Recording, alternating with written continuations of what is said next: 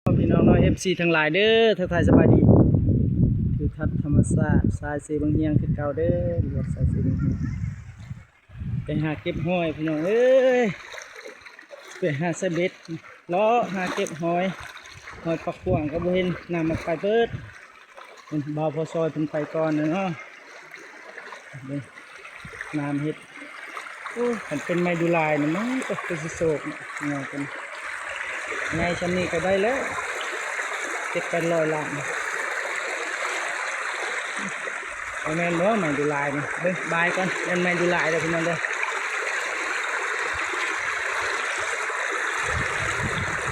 ดูแมนนะกันแมนดูลายนี่โชคแล้ว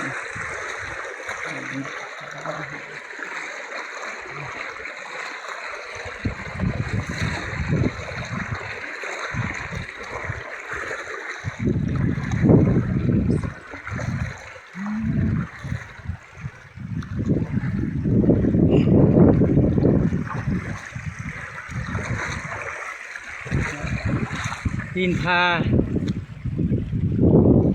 เรียกตามเซบางอย่างมันมี2นี่ก็กอไผ่เนาะ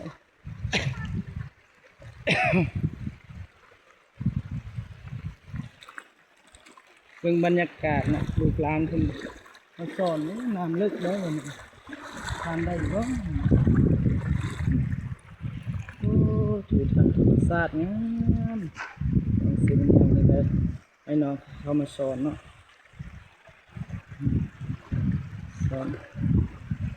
สอนกุ้งสอนหอยสอนปลามันน้ำไหลแง่ตัวนึง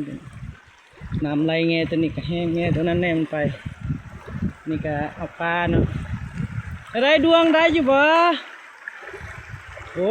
ได้หลายเลยดวงมีฮอตนักกาอีกตะแกรงอันนั้นเบิ่งอ๋อนั่นดูนี่คือนางฮอกับน้อง3 คนเขาตามน้องเขาในนี้บอกวิธีเขากวาดหรอก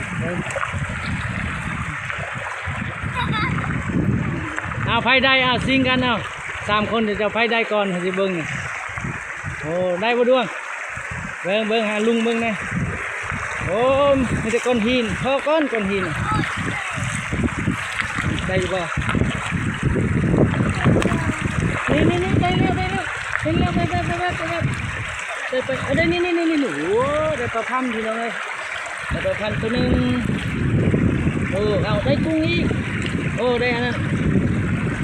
เอาอีกนี่บ่เด็ดแล้วเบิ้งโอ้มีฮอตกุ้งนี่เนาะกุ้งเป็นแบบกุ้งมีหอยได้นะก็ได้คือกันเนาะตัวละน้อยนี่เด้อวิธีสอนเด้อกันว่าเฮ็ดพวกเจ้าหากินกันไปได้เด้อ FC เด้อแต่เฮ็ดตัวเฮานี่หากินไปนี่นะเอาสวิงมาสอนยามแรงนี่ละสอนกุ้งสอนหอยสอนปลานะปลาพันปลาอีกนี่นะปลาใหญ่ดวงได้อีกบ่ดวงบ่ได้บ่บาดนี้โอ้ดวงใ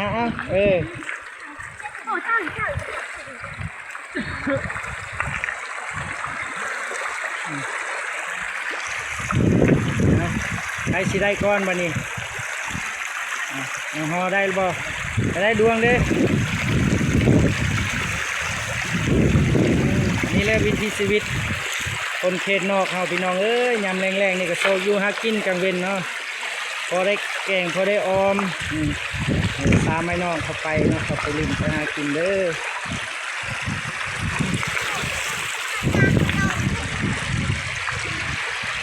เขาจะเฮ็ดเลี้ยนแถวกันเนาะเขาเป็นแถวเนาะเพื่อเอากวาดเอาก้อนหินเอาอันสวิงไปตรงไว้อยู่ลุ่มเลยค่ะกวาดเอาก้อนหินไปถึงเนาะกวาดก้อนหินไปถึงแล้วก็ไล่ปลาไปนำให้เขาอยู่ในสวิงเนาะแน่ทางนั้นได้แล้วโอ้ยเอ็นบอกเวลาเขาได้แล้วเขาจับแล้วเขาจะยัดใส่คลองเด้อดิแวบหางแม่นแล้วแสดงว่าถึกแล้วนะแต่ว่าอันบาวบานอกก็ทายบ่ทันเนาะให้เขาเก็บ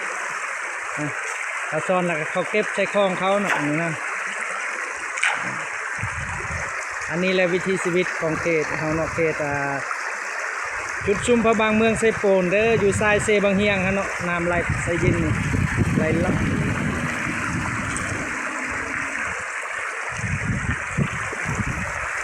ได้ดวงได้ป่ะได้อีกแล้วดวงได้เอาไปซ้ำเดือน ไปอีกแล้วเป็นซ้ำเดือนนี่แหละเฮาไปยามเบิ่งยามเบิ่งทองดวงก่อนได้สำได้เด้อได้นึงละโอ้ได้อยู่เนาะ2-3โตนี่ได้ลาวเบิ่งมีหน้ากากเบิ่งอ๋อก็ได้อยู่พี่น้องบุญได้อยู่แต่ก็เอาไปไข่มาใส่เนาะนี่เอาไปเบิ่งไอ้น้องเฮาอีกเนาะจากเฮาเบิ่งน้องนุ่งเฮากวาดแล้วเฮาจะไปเบิ่งต่อไปใส่มองอยู่พุ่นเด้อพี่น้องเด้อพุ่นเขาทาอยู่2คนเนาะ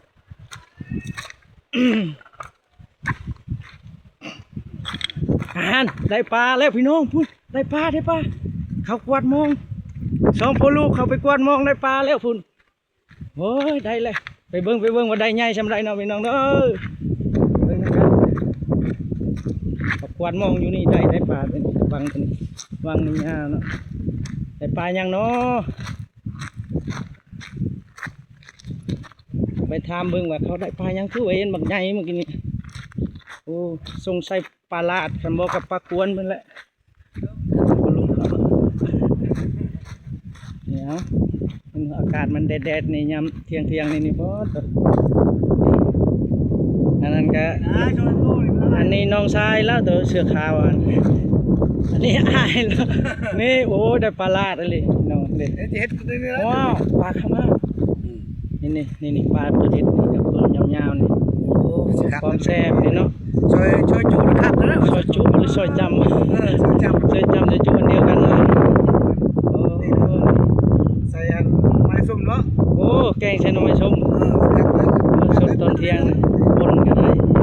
ปลาขม่าตัวเดียวปลายังบ่ออกบ่3 บาทแล้วเนาะลงมอง3 บาทได้ตัวเองไปปนอยู่ตอนเที่ยง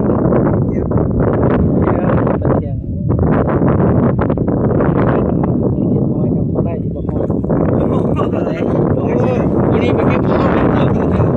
อะไรไปหาหอยก็ได้หอยแล้วพูดโอ้ยได้แก่ทันเที่ยงนี่ภาพบรรยากาศเนาะผมก็บังเอากินไปนี่แหละชีวิตเราพี่น้องเซบางเฮียงแข็งแรงธรรมชาติทั้งนั้น